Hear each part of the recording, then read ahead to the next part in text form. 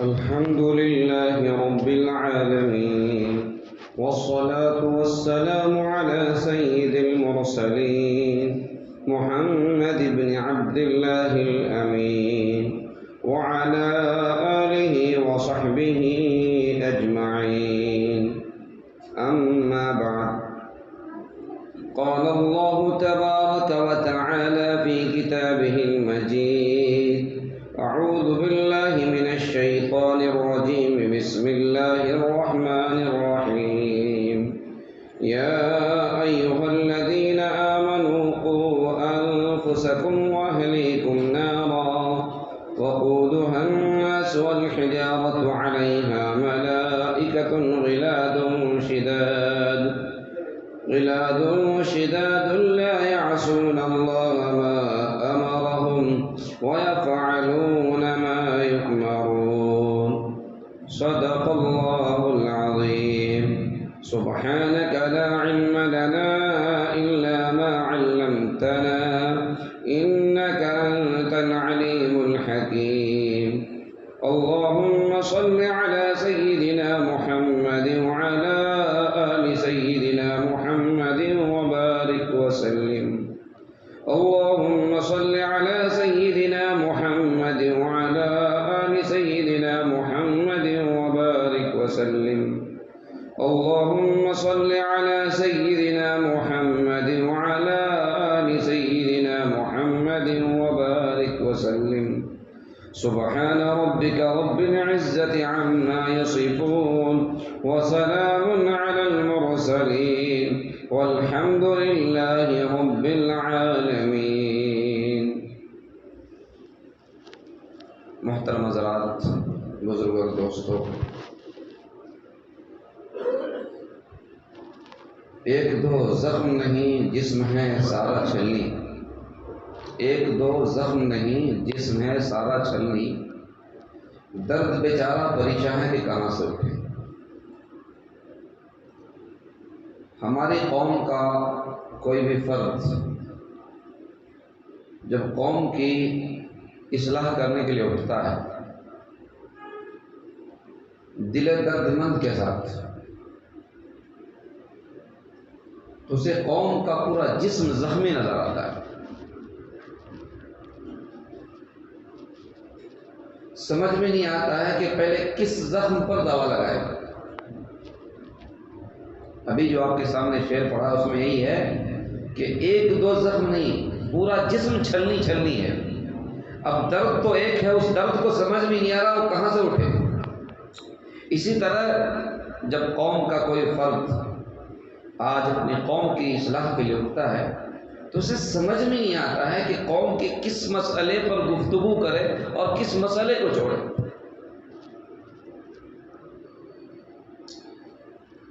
اپنی حد تک میرا اپنا مسئلہ ہے کہ میں خود بہت پریشان ہو جاتا ہوں اور اپنا بھی جائزہ لیتا رہتا ہوں کہ ہمارے اندر کہاں سے کمی ہے جو ہم اپنے معاشرے کی اصلاح نہیں کر پا رہے. میرے بھائیو، جب ہم پہلی چیز کو دیکھتے ہیں تو ہم آگے قدم بڑھانا مشکل ہو جاتا ہے. پہلی چیز، ایک مسلمان ہونے کے ناطے جو چیز ہم کو دنیا کی تمام قوموں سے الگ کرتی ہے وہ اللہ کی ذات پر ایمان ہے.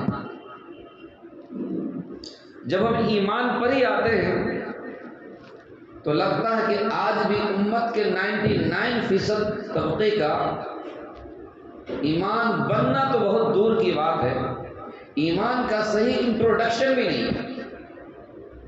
ایمان کہتے کسے ہیں؟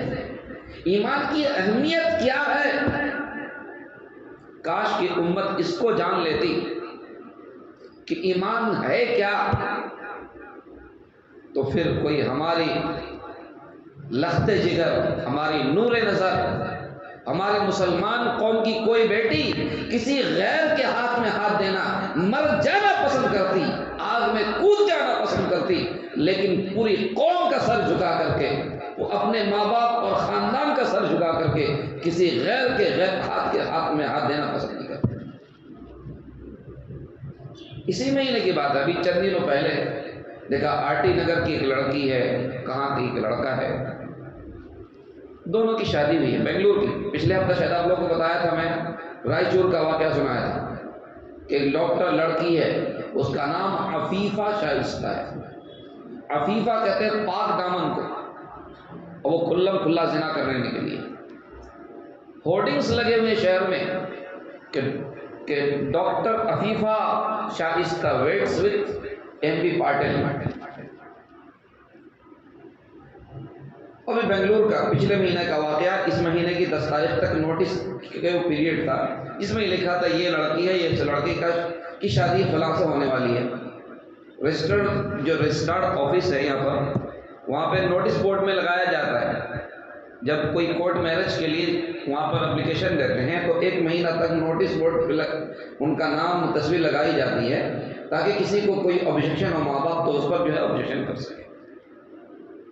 تو میرے بھائیوں میں کہنا یہ چاہ رہا تھا کہ ایمان جو اس امت کا سب سے بڑا سرمایہ ہے، یہی وہ چیز ہے جو دنیا کی بہت بڑی آبادی سے اس قوم کو الگ کرتی ہے، جدا کرتی ہے. اور اگر یہ چیز نہ ہوتی تو پھر اس پوری امت کو وجود میں لانے کا کوئی مطلب ہی نہیں تھا. اللہ کے نبی صلی اللہ علیہ وسلم جب اس دنیا میں تشریف لائے تھے تو دنیا کا کون سا کام رکا ہوا تھا؟ کیا حکومت نہیں چل رہی تھی؟ تجارت نہیں چل رہی تھی؟ دنیا کے کاروبار نہیں چل رہے تھے؟ زراعت نہیں چل رہے تھے؟ کیا نہیں چل رہا تھا دنیا کا نظام؟ دنیا کا نظام تو سب کچھ چل رہا تھا. اللہ کے نبی صلی اللہ علیہ وسلم جب غزوہ بدر میں مسجد عائش کی جگہ پر اپنے خیمے میں ہیں، 313 نہتے صحابہ موجود ہیں، ادھر 1000 کا لشکر موجود ہے، پورے لاؤ لشکر کے ساتھ، پورے ہتھیار کے ساتھ. اس کو پورے عرب کی اور بلکہ پوری دنیا کی حمایت ان کو حاصل ہے، اور یہ چند نہتے صحابہ ہیں. اللہ کے نبی صلی اللہ علیہ وسلم مسجد عائش میں بیٹھے ہوئے ہیں، دعا کر رہے ہیں. ہاتھ کبھی ایسے اٹھ جاتے ہیں کہ آپ کے بغل کی سفیدی دکھ جاتی ہے. حضرت ابوبکر صدیق رضی اللہ تعالیٰ عنہ کو آپ کی اس آہوزاری پر ترس آ جاتا ہے کہ نبی کیا کر رہے ہیں. اسی کو قرآن نے بیان کیا نا، فَلَعَلَّكَ بَاخِعٌ نَفْسَكَ عَلَىٰ آثَارِهِمْ إِن لَّمْ يُؤْمِنُوا بِهَٰذَا الْحَدِيثِ أَسَفًا. اگر یہ نادان لوگ ایمان نہیں لائیں گے تو کیا آپ اپنی جان دے دیں گے؟ تو ہماری حالت تو یہ ہونی چاہیے میرے بھائیوں کہ نبی کا درد خود ہم کو مجبور کرتا کہ اس ایمان کا اعلیٰ درجہ ہمارے اندر ہوتا اور ہم پوری دنیا کے لیے تڑپتے. اتنی بڑی آبادی، اتنے بڑے ملک میں ہم رہتے ہیں اور اتنی بڑی آبادی جہنم کی طرف بڑھ رہی ہے، بلکہ جنت کی طرف جانے والوں کے پیر پکڑ پکڑ کے کھینچ کے اپنے طرف لا رہی ہے، اور ہم بالکل مطمئن ہیں، ہم پر کوئی فرق نہیں پڑ رہا. تو اللہ کے نبی صلی اللہ علیہ وسلم نے جو دعائیں مانگی تھی اس میں دعا کا ایک ٹکڑا ہے، اللہم ان تہلک هذه العصابہ لن تعبد ابدا. اے اللہ، اگر یقیناً آج ہمارے پاس ہتھیار نہیں، اوزار نہیں، افراد نہیں، لیکن یہ جو طبقہ ہے اس وقت پوری روئے زمین پر یہی وہ طبقہ ہے جو تجھ کو خدا مانتا ہے، تیرے ساتھ کسی کو شریک نہیں ٹھہراتا، تیرے فرشتوں کو مانتا ہے، تیری جنت کو مانتا ہے، تیرے جہنم کو مانتا ہے، تیری کتاب پر ایمان لاتا ہے، تمام نبیوں کو رسول مانتا ہے. یا اللہ، ان صحابہ کے علاوہ پوری روئے زمین پر کوئی ایسا طبقہ نہیں ہے جو تجھ کو صحیح طور پر خدا مانتا ہو. اگر تو نے اس مٹھی بھر جماعت کو، عصابہ کو ہلاک کر دیا، لن تعبد ابدا، تو پھر قیامت تک تیری عبادت نہیں ہو سکتی. تو اللہ کے نبی صلی اللہ علیہ وسلم نے اس پوری امت کی زندگی جو مانی تھی وہ عبادت کی مانی تھی. یا اللہ، اس امت کی زندگی بخش دے، یہ امت تیری عبادت کرتی رہے گی. اور اس دعوت سے آپ کو پھیرنے کے لیے کیا کیا پیشکش نہیں کیے گئے. آپ کو کہا گیا آپ کو سرداری چاہیے تو پورے عرب کا سردار بنانے کے لیے تیار ہیں.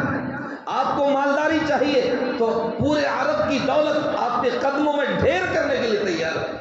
آپ کو کوئی لڑکی چاہیے تو عرب کا حسن آپ کے قدموں میں نچھاور کرنے کے لیے تیار ہے. لیکن اللہ کے نبی صلی اللہ علیہ وسلم نے جب آپ کے چچا نے کہا تھا ابو طالب، حضرت ابو طالب نے، کہ بیٹے لوگ آئے ہوئے تھے، وہ کہہ رہے تھے اپنے بھتیجوں کو روک لو، اور انہوں نے کچھ پیشکش کی ہے، تو حضور اکرم صلی اللہ علیہ وسلم نے کیا فرمایا تھا، ذرا غور کر لیجیے۔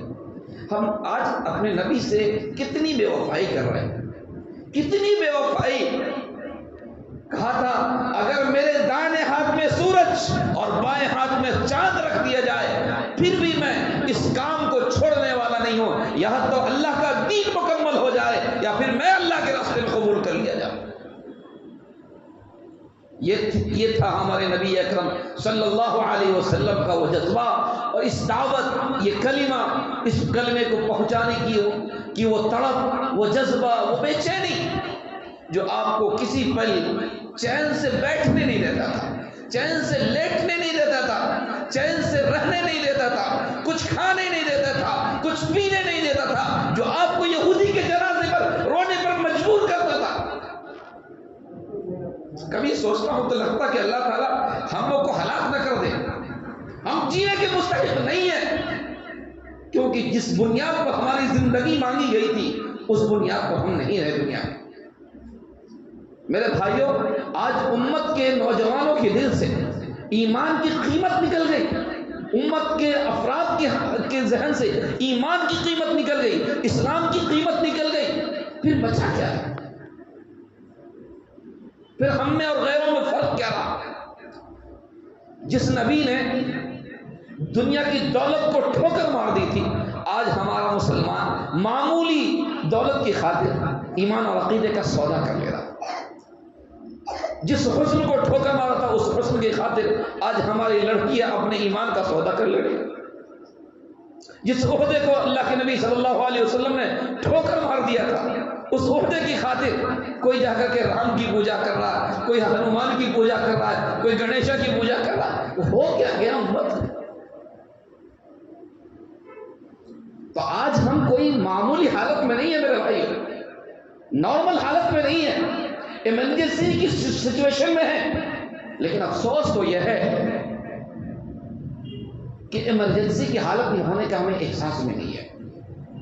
وائے ناکامی متاع کارواں جاتا رہا، وائے ناکامی متاع کارواں جاتا رہا، کارواں کے دل سے احساس زیاں جاتا رہا۔ اس شعر کا مطلب یہ ہے کہ پہلے زمانے میں قافلے سفر کرتے تھے تو قافلوں کو ڈاکو لوٹ لیا کرتے تھے، تو کہنا سامان لوٹا کوئی فرق نہیں پڑتا ہے، سامان تو پھر آ جائے گا، لیکن لٹ جانے کا جو احساس ہے وہ جو لٹ گیا ہے وہ افسوس کی بات ہے۔ ہمارے اخلاق لٹ گئے، ہمارے عقیدے لٹ گئے، ہماری عزتیں لٹ گئی، لیکن اس کے لٹ جانے کا احساس بھی قوم کے دلوں سے رخصت ہو چکا ہے۔ ہمیں محسوس نہیں ہو رہا کہ ہم سے کیا چیز چھین لی گئی ہے، ہم سے نمازوں کی اہمیت چھینی گئی، عقیدے کی اہمیت چھینی گئی، کلمے کی اہمیت چھینی گئی، اب اسلام کی اہمیت چھین لی گئی۔ جو چاہے جب چاہے اسلام کا سودا، عقیدے کا سودا، قوم کا سودا۔ کل پرسوں کی خبر ہے، ایودھیا میں ایک مسجد ہے، وہ مسجد جو ہے رام مندر کے راستے کو کشادہ کرنے کے لیے قوم کے غداروں نے 30 لاکھ میں اس کا سودا کر لیا۔ کیا نہ بیچو جو مل جائیں گے صنم پتھر کے۔ قوم اس حالت میں آ گئی ہے، اس کو بت بیچنا پڑے تو بت بیچے گی، اس کو پیسے چاہیے، اس کو دولت چاہیے، اس کو شہرت چاہیے، اس کو عہدہ چاہیے۔ عہدے کی خاطر اللہ نہ کرے کل عزت کا بھی سودا کر سکتا ہو، جو اسلام کا سودا کر سکتا ہے، جو قوم کا سودا کر سکتا ہے، جو اپنی زمین کا سودا کر سکتا ہے، کہ وہ اپنی بیٹی اور بیوی کا سودا نہیں کر سکتا، سب کچھ کا سودا کر سکتا ہے۔ تو میرے بھائیوں، جب آگ چھوٹی ہو تو پانی کے چند قطروں سے آگ بجھ جاتی ہے، لیکن جب بڑے پیمانے پہ آگ لگی ہو تو آپ چین سے اپنے دکان میں نہیں بیٹھ سکتے، آپ چین سے اپنے مکان میں نہیں بیٹھ سکتے۔ میں بارہا کئی ہفتوں سے آپ کو جگانے کی کوشش کر رہا ہوں میرے بھائیوں، آج ہمارے پورے وجود کو جلا کر راکھ کر دینے کی پوری منظم کوشش، پری پلانڈ کوشش 100 سال سے کوشش ہو رہی ہے، اور ہم پر کوئی فرق نہیں۔ ہمارے ہاتھوں سے ہماری نسل چھیننے کی کوشش کی جا رہی ہے اور ہمیں کوئی فرق نہیں۔ ہم نارمل پوزیشن میں، وہ جیسے کھا رہے ہیں ویسے کھا رہے ہیں، جیسے پی رہے ہیں ویسے پی رہے ہیں، جیسے رہے ویسے رہے۔ نہیں میرے بھائیوں، ایسے کام نہیں چلے گا۔ بیدار ہونا پڑے گا. جب پورے محلے میں آگ لگی ہو تو آپ گھر میں کیسے بیٹھ سکتے ہیں؟ آپ کے اور ہماری پوری نسل کو ہمارے ہاتھوں سے چھیننے کی پوری کوشش میڈیا کے ذریعے، سلیبس کے ذریعے، ویڈیو کے ذریعے، اور کیا کہتے ہیں آپ کو فلموں کے ذریعے، لٹریچر کے ذریعے، سرکاری آفسوں کے ذریعے سے، اور کتنے ذریعے بتاؤں میں آپ کو، ایک ذریعہ بتاؤں، میرے پاس وقت نہیں ہے. تو آج ہمارے ایمان پر اتنا بڑا حملہ کہ ہماری اولاد، ہماری نسل آج ہمارے ہاتھوں سے چھینی جا رہی ہے اور ہمیں کوئی فرق نہیں پڑتا. میں نے پچھلے ہفتے کہا تھا کہ قرآن کریم میں اللہ نے کہا ہے تم اپنے اہل و عیال کو اور اولاد کو آگ سے بچاؤ. کیا آگ سے بچانے کی طرح اگر ہم دنیا جہنم کی آگ سے بچانے کی کوشش کر رہے ہیں تو یقیناً انشاءاللہ اس کا فائدہ بھی ہوگا، اور ہماری اولاد جہنم کے ایندھن نہیں بنے گی، جہنم میں سینکی نہیں جائے گی. لیکن اگر ہم نے ویسا نہیں کیا تو اولاد کے سلسلے میں غفلت کرنے کی وجہ سے ہم بھی سینکے جائیں گے. میرے بھائیوں، ہم سونے کو کیا یوں ہی رکھ دیتے ہیں؟ جواہرات کو کسی کے پاس ڈائمنڈوں کا یوں ہی رکھ دیتا ہے، جہاں چاہا رکھ دیا. ہماری آپ کی اولاد سونے اور چاندی سے زیادہ قیمتی ہے، ڈائمنڈ سے زیادہ قیمتی ہے. ان کو سنبھالنا سب سے زیادہ اہم ہو. آپ کو ایک طرف دکان سنبھالنی ہو اور ایک طرف بہت قیمتی گھر میں سرمایہ ہو، کس کو سنبھالیں گے؟ فوراً اس کو سنبھالیں گے کہ بہت بڑا سرمایہ ہے آپ کا. ماں باپ اپنی اولاد کی خاطر کیا کیا نہیں کرتے ہیں. کبھی جائز سہمت ناجائز تک پہنچ جائے، وہی اولاد جہنم کا ایندھن بن جائے، پھر ہماری پوری محنت کا نتیجہ کیا نکلا؟ ہم تو خالی کے خالی ہاتھ رہے. ایمان جو ہے وہ جان سے زیادہ عزیز ہے. قرآن کریم کی 2 آیتوں سے میں آپ کو سمجھاتا ہوں. قرآن کریم میں اللہ رب العزت نے سورۃ الکہف ہر بندہ مومن کو جمعے کے دن پڑھنا چاہیے، اور کم سے کم اس کے شروع کی 10 آیتیں یا آخر کی 10 آیتیں ہر مومن کو یاد کر لینی چاہیے. اللہ کے نبی صلی اللہ علیہ وسلم نے فرمایا کہ جس کو سورۃ الکہف کی شروع کی یا آخر کی 10 آیتیں یاد رہیں گی وہ دجال کے فتنے سے محفوظ رہے گا. دجال تو نہیں آیا، دجال کی پوری ٹولی حملہ آور ہے ہمارے اوپر. ہم میں سے اکثر لوگوں کو سورۃ الکہف کا نام بھی یاد ہو، بہت ساروں کو نام یاد کرنا، تو لہذا ہر جمعے کو پوری سورت کی تلاوت کرنی چاہیے. اگر دجال آئے گا تو اللہ تعالیٰ دجال کے فتنے سے بچا لے گا. دجال کا فتنہ اتنا بڑا فتنہ ہے جس فتنے سے ہر نبی نے اپنی قوم کو آگاہ فرمایا. معمولی آزمائش ہماری آ جائے تو ہم اپنے ایمان کو نہیں بچا پاتے. میرے بھائیوں، کیا دجال آ جائے ہم اپنے آپ کو بچا پائیں گے؟ اللہ نہ کرے ہم میں سے کوئی غیروں کے ہاتھ میں پھنس جائے، اس وقت اپنے ایمان کی حفاظت مشکل ہے. نہ جسمانی طور پر ہم اس لائق ہیں، نہ ایمانی طور پر اتنے مضبوط ہیں بلال کی طرح کہ مکے کی گلیوں میں گھسیٹا جا رہا ہے، جسم کو زخمی کیا جا رہا ہے اور اس پر نمک ڈالا جا رہا ہے، دن اور رات پیٹا جا رہا ہے، لیکن زبان ہے جو نکل رہی ہے احد احد احد. وہ اس جیسا ہمارا تو ایمان ہے نہیں میرے بھائی. تو کہہ رہا تھا کہ ایمان کی اہمیت اتنی زیادہ ہے کہ سورۃ الکہف میں اللہ تعالیٰ نے یہ واقعہ نقل کیا ہے کہ حضرت موسیٰ علیہ السلام کی ملاقات حضرت خضر سے ہوتی ہے. حضرت خضر بعض روایت کے مطابق پیغمبر تھے یا آخری درجے میں ولی تھے. بعض لوگ کہتے ہیں کہ وہ زمینی فرشتے تھے. جو بھی تھے اللہ کے ایک نیک بندے تھے. حضرت موسیٰ علیہ السلام کو ان سے ملنے کے لیے کہا گیا تھا. ملنے کے لیے گئے تو جانے کے بعد انہوں نے کہا کہ میں آپ سے کچھ سیکھنا چاہتا ہوں، جو اللہ نے آپ کو سکھایا مجھے سکھائیے. تو انہوں نے کہا کہ آپ میرے ساتھ رہ کر کے میں جو کام کروں گا آپ اس پر صبر نہیں کر سکیں گے. کیوں؟ کہ آپ نبی ہیں اور نبی غلط کو دیکھ کر کے چپ نہیں رکھ سکتا. اس لیے شریعت کا ایک مسئلہ ہے کہ اللہ کے نبی صلی اللہ علیہ وسلم کے سامنے کسی کام کو کیا گیا ہو اور آپ نے اس پر خاموشی اختیار کر لی، آپ نے منع نہ فرمایا ہو، تو وہ شریعت کا حصہ ہے. کیوں کہ نبی جو ہوگا وہ غلط کو دیکھ کر خاموش نہیں رہ سکتا، ناممکن ہے. اس لیے نبی کے سامنے اگر کوئی کام ہو جائے اور نبی اس پر خاموش رہ جائے تو وہ شریعت ہوگی۔ تو حضرت موسیٰ علیہ السلام تو جلیل القدر پیغمبروں میں سے، قرآن میں جن کا تذکرہ سب سے زیادہ آیا ان میں سے وہ، تو ان کے سامنے شریعت کے خلاف کام ہو وہ برداشت کر لیں ناممکن سی بات تھی۔ تو وہ کشتی پہ سوار ہوئے تھے اور کشتی کو توڑ دیا، تو انہوں نے کہا عجیب آدمی ہے، ایک تو انہوں نے فری میں سوار کر لیا، اپنے کشتی کو توڑ دیا۔ تو اسی وقت انہوں نے کہا تھا کہ میں کوئی کام کروں اگر تم کو نہ سمجھ میں آئے تو جب تک میں نہ بولوں تم نہیں بولنا، لیکن وہ اپنی شریعت سے مجبور تھے، انہوں نے بول دیا۔ پھر انہوں نے کہا کہ اب تم کو کہا تھا تم صبر نہیں کر سکو گے، کہا ٹھیک ہے اس بار معاف کر دیجیے مجھے۔ پھر دوسرے میں آگے گئے تو کشتی سے اتر کے چند بچے کھیل رہے تھے، ایک بچے کو دیکھا خوبصورت سا بچہ کھیل رہا، اس کا لیا گردن موڑ دیا، اس کو مار دی۔ تو حضرت موسیٰ علیہ السلام نے اقتلت نفسا زکیۃ بغیر نفس، آپ نے ایک معصوم کی جان لے لی، اس نے تو کسی کا قتل نہیں کیا تھا کہ بدلے میں قتل کیا جائے۔ پھر آگے چلے تھے تو ایک بستی میں ٹھہرے گئے، تو بستی والے پہلے کا ہوٹلس نہیں ہوتے تھے، جو ہے کیا کہتے ہیں گیسٹ ہاؤس نہیں ہوتے تھے، تو بستی والے اپنے یہاں ٹھہرا لیتے تھے، کھلا دیتے تھے، اور بستی والوں کا حق سمجھا جاتا تھا۔ تو انہوں نے جا کر کے زبان سے بھی کہا اور حال سے بھی کہا مسافر ہیں، ہمیں رہائش اور ٹھکانہ کھانا پینا دے دو۔ لوگوں نے انکار کر دیا۔ اس کے باوجود وہاں پہ ایک دیوار گر رہی تھی، حضرت خضر علیہ السلام اس دیوار کو اٹھا دی۔ حضرت موسیٰ علیہ السلام نے کہا عجیب آدمی ہے، یہ بستی والوں نے آپ کو رہنے ٹھکانہ دینے سے کھانا دینے سے انکار کر دیا اور آپ نے ان کی دیوار سیدھی کر دی۔ آپ چاہتے تو کچھ اجرت لے سکتے تھے، آپ نے ان کی یہ دیوار ٹھیک کرتے تو ان کو اجرت خرچ ہوتا تھا، ان کا مسالہ خرچ ہوتا تھا، محنت خرچ ہوتا تھا۔ اس کے بعد کہا کہ دیکھو تمہاری جدائی ہو گئی۔ اس کے بعد انہوں نے کہا جو کچھ میں نے کیا تھا وہ اپنی طرف سے نہیں کیا تھا، ما فعلتہ عن امری، میں نے اپنی طرف سے نہیں کیا تھا، اللہ کے حکم سے کیا تھا۔ انہوں نے تینوں واقعے کو بتایا کہ میں نے کیوں کیا۔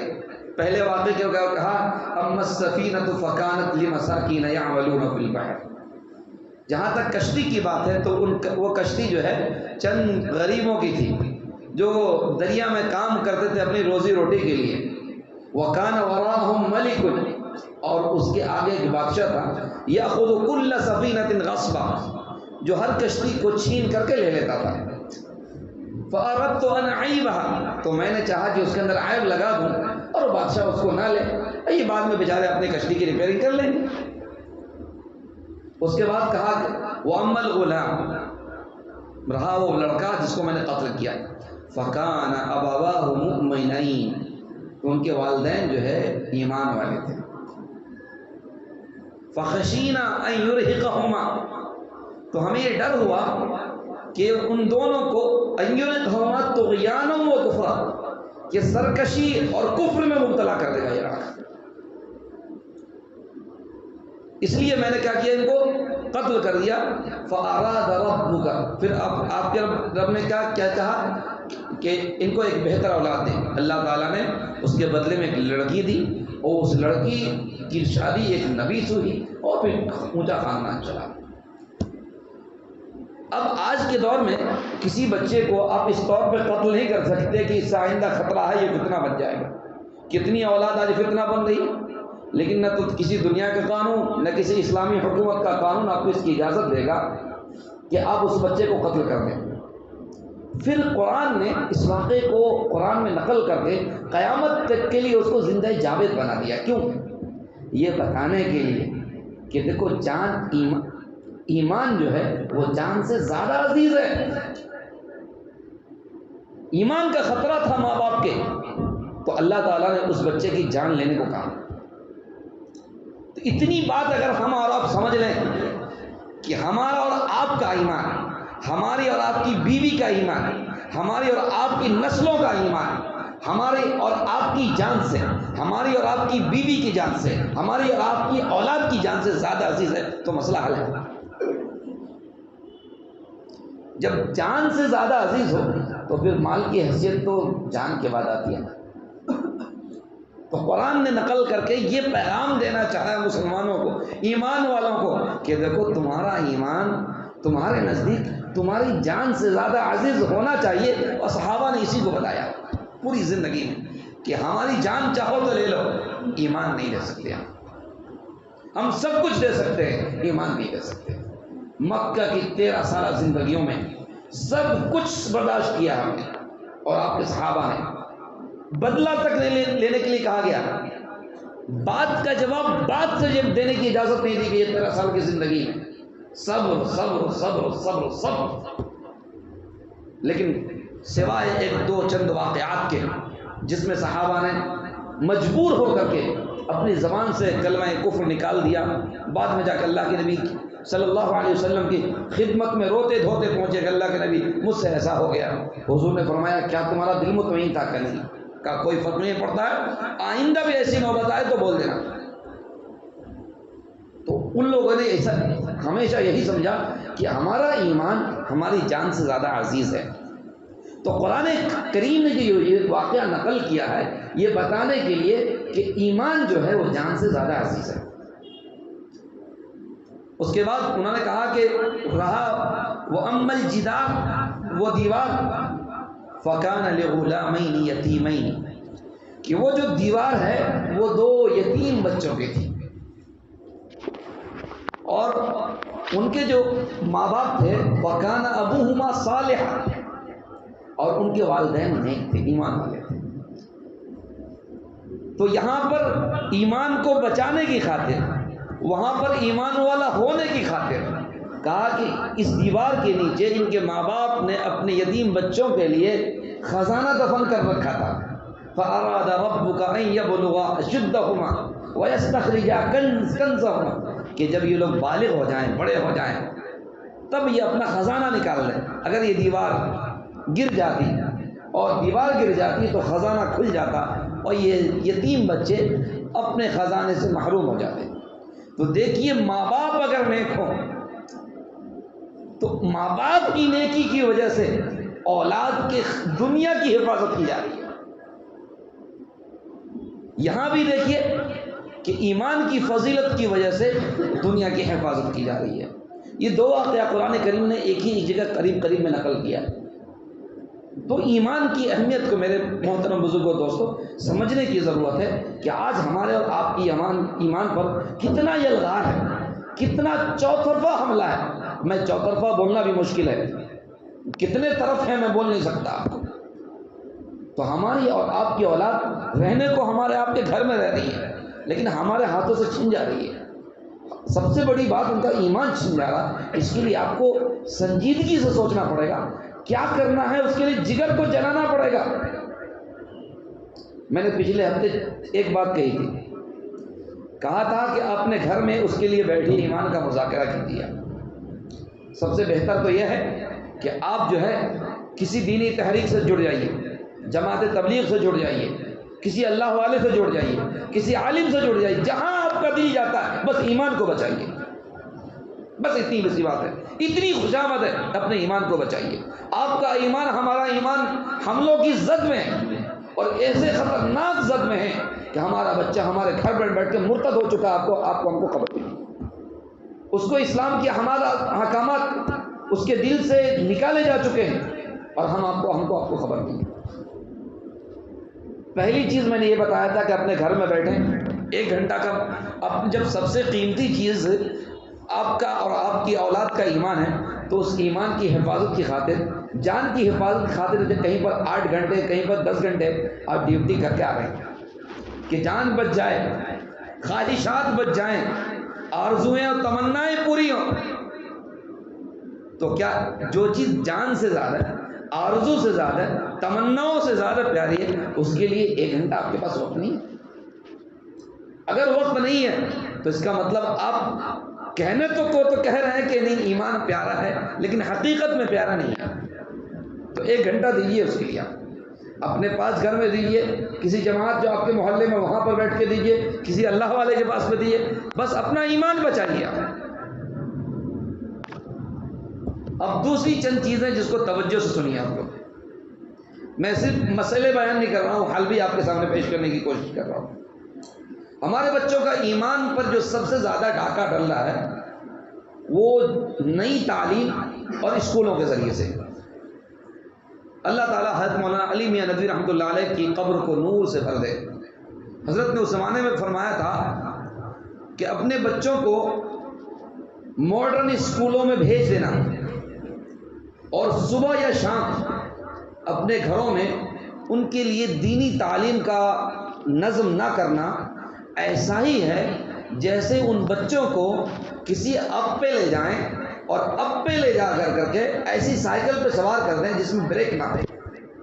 اس بچے کا جو انجام ہو سکتا ہے کہ سوائے اس کی جان جانے کے کچھ بھی نہیں ہو سکتا، وہی انجام اگر ہم نے آپ نے اپنے بچوں کو اسکولوں کے حوالے کیا اور اپنے گھر میں یا اپنے مکتب میں صبح کے وقت یا شام کے وقت ان کے ایمان کے لیے، ایمان کو باقی رکھنے کے لیے، ایمان کو تازہ کرنے کے لیے، وہاں سے آنے والے سائیڈ ایفیکٹس کو دور کرنے کے لیے انتظام نہیں کیا، تو پہلے کے زمانے میں حضرت نے سائیکل کی مثال دی تھی، میں آج کل کے زمانے میں کہوں گا کہ گاڑی پہ سوار کر دیا۔ تو جس طرح وہاں پر جان جانا یقینی ہے، میرے محترم بھائیوں، آج ہمارے اب یہ اولاد کا ایمان جانا یقینی ہے۔ تو آپ کیا کریں کہ ان بچوں کے لیے دینی تعلیم کا نظم اپنے محلے میں اور محلے کی مسجدوں میں، اگر نظم برابر نہیں ہے تو پورے محلے والے فکر کریں، جو یہاں انتظامیہ بیٹھی ہے میں ان سے بھی گزارش کرنا چاہوں گا کہ صرف رسم و رواج سے کام چلنے والا نہیں ہے، حالات زیادہ خطرناک ہیں، لہٰذا مکتبوں میں تعلیم ایسی منظم کی جائے، نہ صرف قرآن پڑھایا جائے بلکہ بچوں کی ایمانیات پر خوب محنت کی جائے کہ اپنا سب کچھ دے دے، اور جس طرح حضرت علی نے کہا تھا، شہید کیا گیا تھا اور کہا تھا فزت ورب الکعبہ، ہم کو اور آپ کو، ہماری نسلوں کو ایمان کی خاطر شہید کر دیا جائے اور وہ کہے ہمیں تو کامیاب ہو گیا۔ اگر ایمان بچا کر کے کوئی جا رہا ہے، ہم نے اپنی اولاد کو، اپنے گھر والوں کو اس سچویشن میں لا کے ڈال دیا ہے کہ ایمان جان سے زیادہ عزیز بنا دیا، تو ہم کامیاب ہیں، ورنہ ہم ناکام ہیں۔ ایک چیز، وقت تو ختم ہو رہا ہے، دوسری چیز جو ہے وہ ہے یہ جو اسکول ہے، اسکول کی تعلیم کا میں پہلے بھی کہا کہ میں قائل بھی ہوں، فاعل بھی ہوں۔ اسکول کی تعلیم، مذہب اسلام اپنے ماننے والوں کو دنیا سے بالکل کٹ کر کے جینے کی تعلیم نہیں دیتا ہے، بلکہ دنیا کو لیڈ کرنے کی تعلیم دیتا ہے۔ میں ساتھ چلنے کی قائل نہیں ہوں، میں ساتھ چلنے کو اپنی توہین سمجھتا ہوں۔ اللہ نے ہمیں ایمان دیا ہے تو ہمیں اس پوزیشن پہ لا کھڑا کیا تھا کہ you should lead the world, کہ دنیا کو لیڈ کرو تم، نن اور تم سے بہتر کوئی لیڈر نہیں ہو سکتا۔ اور مسلمانوں نے 1000 سال تک دنیا کو لیڈ کیا، اور ایسا لیڈ کیا کہ دنیا ہر لحاظ سے ترقی پر تھی۔ تو یہ جو اسکولز ہیں، یہ تو پہلے ہی سے وہاں جو پڑھنے والے تھے، پڑھانے والے تھے، بیچاروں کی دینی تعلیم کا جو اسٹینڈرڈ تھا وہ یا تو زیرو تھا یا بس سنی سنائی حد تک تھا۔ تو ہمارے بچے وہاں جا کر کے کچھ بھی نہیں کر سکتے تھے۔ اور اب تو سرکاری طور پر جو محنت ہو رہی ہے، جس طرح یہاں کے دیوی دیوتاؤں کو قومی ہیرو بنا کر کے پیش کیا جا رہا ہے، سلیبس چینج کیے جا رہے ہیں، ایسے وقت میں ہمارے لیے اسکولوں کا قیام، آپ لوگوں نے سنا ہوگا مسجد بناؤ بہت ثواب ملے گا، مدرسہ بناؤ بہت ثواب ملے گا۔ میں آج آپ کو ممبر رسول پر بیٹھ کر کے امانت داری کے ساتھ کر رہا ہوں، اسکول بناؤ ثواب ملے گا۔ اسکول بنائیے اپنے، جہاں پہ کم از کم اگر اپنے مطابق تعلیم نہ دے سکیں تو کم سے کم ان سائیڈ ایفیکٹس کو دور تو کر سکیں۔ وہ مسکان کا واقعہ پیش آیا، ہماری قوم جذباتی ہے، پہلے سے کوئی تیاری نہیں کرتی، اور کوئی حادثہ پیش آتا تو بس جوش میں آتی ہے، اور جوش بس ایک دو دن کے بعد ٹھنڈا ہو جاتا ہے۔ تو اس لیے ضرورت ہے کہ ہر محلے میں ایسے اسکول قائم کیے جائیں جہاں پر ہمارے بچوں کے ایمان و عقیدے کی حفاظت ہو سکے۔ تو یہ وہ، اب میں نے جیسے کہا کہ الحمدللہ 2 طبقے آزادی کے بعد ہوئے، ایک مولوی طبقہ ہوا، اس نے قسم و پرسی کی حالت میں، کمزوری کی حالت میں آپ کے دین کو سنبھالا۔ الحمدللہ آج آپ کو مسجد کا امام ڈھونڈنے کی ضرورت نہیں پڑتی ہے، آپ مسجد کا مؤذن ڈھونڈنے کے لیے ضرورت نہیں پڑتی ہے۔ لیکن وہ طبقہ، میں ان سے محبت سے شکایت کر رہا ہوں، جنہوں نے جدید تعلیم کو اپنے ہاتھوں میں لیا تھا، اس نے وہ کام نہیں کیا تھا جو کرنا تھا۔